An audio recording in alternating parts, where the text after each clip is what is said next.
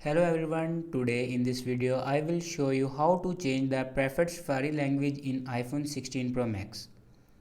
So first of all, before watching this video, don't forget to subscribe the channel and also press the bell icon. So let's start the video. First of all, open settings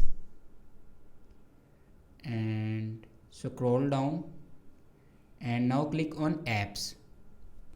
After clicking on apps, scroll down and then click on Safari, and in preferred language section you can see the option language. Click on it, and if you want to change the preferred Safari language, then here you can select any language.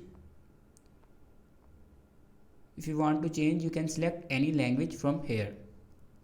So this is the way to change the preferred Safari language in iPhone 16 Pro Max. Thanks for watching this video.